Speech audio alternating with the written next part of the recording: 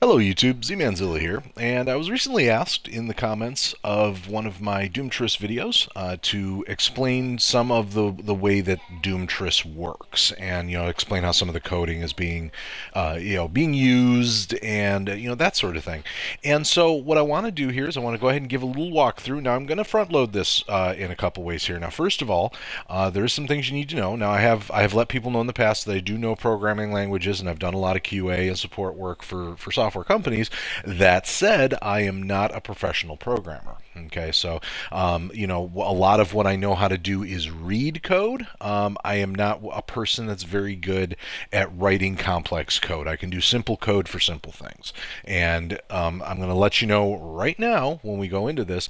This was designed by a professional programmer. This Doomtris was written by a professional programmer that really knows their stuff. And so the thing is that if you understand programming, if you understand how programming works and how all the bits and bobs in programming work, then all SNAPMAPs is going to be to you is a different language. I mean, it's basically just going to be a different way of saying the things and the concepts that you're already familiar with in programming. And so we're going to take a look at that. Now, I am going to go ahead and point out some of the things I do know about and how they work, and hopefully that provides some of the missing link for folks that are curious about it. So let's go ahead and dive in. Now, the very first thing I'm going to do is, since we went ahead and front loaded it with, just how you pretty much have to know how programming languages work. This is what Doomtris looks like under the hood right here. This is Doomtris. What they've basically done is every single little function that happens in this board has been converted into the way that SNAPMAPs understands how things work. Okay, these are, for example, Boolean operators. Now, and of course you have over here, there's some things that are controlled with integers, and this is at its heart how most programming works. It's about taking taking input from certain things and providing certain outputs based on that input. For basically what that is, and then of course triggering noises and things like that. So but here are some of the things I can tell you. Like, for example, using for example these bits and bobs here to do integer compares. So being able to compare integers, to say being able to collect information, convert it into a numeric form, and compare it to other things. I mean, that's basically how if-then statements work, and if-else statements and things like that work. That's why you'll notice, for example, if you look in the notations here, he has them labeled as if, for example. And that's because there's more than one programming language that uses if-then statements. The idea, if this is a thing, then do this. If this is equal to this, then do this. This is it's a pretty rudimentary part of most, if not all, programming, is to be able to do if-then statements. And the way an if-then statement is understood by Doom SNAPMAPs is, for example, an integer compare is one form of an if-then statement. Or whenever you test whenever you do a Boolean test, Boolean tests are an if-then kind of statement, because you look at you tell it to test the Boolean, and if it tests true, then do this. If it tests false, then do this. Those are examples of if-then statements, and that's again a very important part of programming. So and then he's just basically using player input to map to things, and of course he can't just say press right to go right and stuff. He literally had to sit there and come up with the sort of conditional, if taunt 4 is if taunt 3 is pressed when you're on this item menu, then you jump to this item menu. You can't just say go down. You really have to sit there and program exactly in every situation what you want those button presses to do, and that's what he's done pretty much right here. So this is, like I said, the heart of it here is really you have to know how to program, and more importantly, you have to know how to program Tetris. So all he's done is he's taken the basic like coding of Tetris and converted it to SNAPMAP form. And that's pretty much how that works. Now, another thing I can explain, you know, is let's go ahead and take a look at where all of this stuff is being sent. Now, for those of you that are thinking, well, there must have been a lot of bunch of Doom Tetris pieces floating somewhere. No, as you can see, there actually aren't any. This part is interesting, and this is a thing here that is not that hard to implement here. Now, by the way, I want to show you something here. I want to get some of this stuff out of the way because it's noisy, and so I'm going to go ahead and delete this first. Now, notice how like sort of choppy and laggy it gets after that delete. I'm pushing my controller left and right, and it's not moving. There we go. And the reason for that is because just the sheer complexity of what's going on in this board is amazing. But at the same time, it's really maxing out SnapMap's little clock mind here. So we're going to delete this one as well, and again, wait for the lag to go by. It's going to take a few minutes. Doopy-doopy-doo. Okay, and that's been deleted. Now let's go ahead and delete this. That's an element of the pause screen. It basically shows a black screen so that you can actually see the text that's on it. Also covers up where you are with the pieces and stuff. Now, this part I am kind of equipped to show you how it works, and it's actually a principle I've seen in other boards. A perfect example would be a board I played called Doodle Doom. Uses a similar process to what I'm about to show you. So all of that programming that you saw back there, all those bits and bobs, are being fed to this thing right here, which is basically an LCD screen. Okay, with a very crude LCD screen with a resolution of 10 by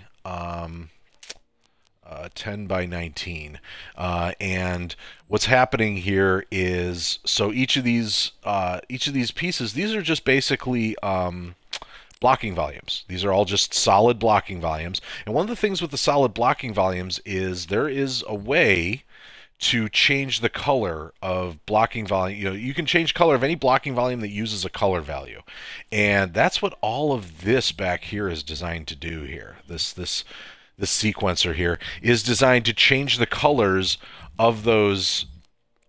It changes the colors of those individual pixels based on what color they need to be to represent the bricks, where they are, where they're moving, and all that fun stuff. So you've got these items right here, which is basically a set color. It's one of the things you can do to a blocking volume is you can set its color. So what they've done is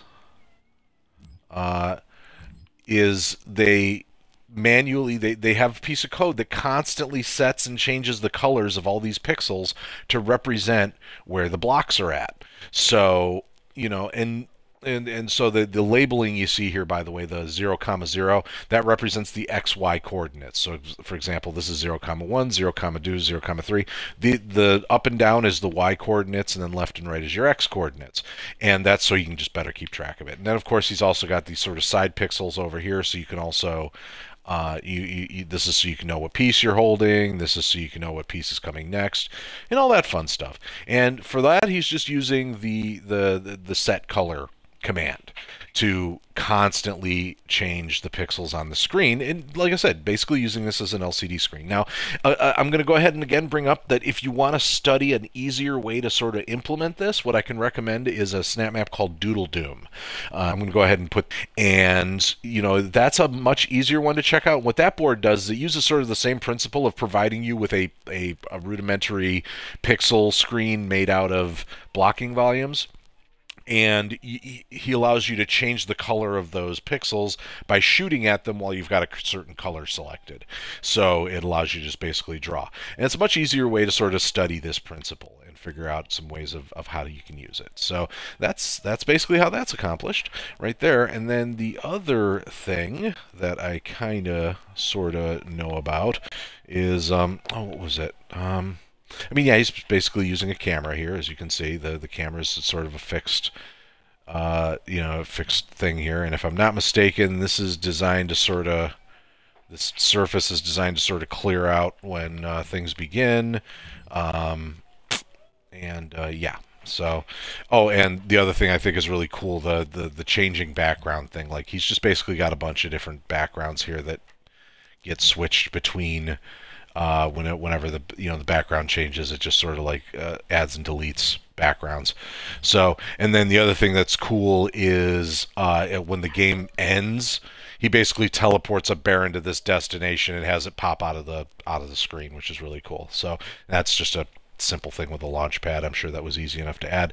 Now, the other thing I find amazing, by the way, is like I said, you'll notice it's very laggy whenever I got to delete an effect or anything like that. But seriously, look at those network and memory numbers and the objects and stuff. Like, he's nowhere near maxing out, and yet it's still like the entire map just goes berserk every time I try to delete any little thing. So that I find that fascinating as well. So, yeah.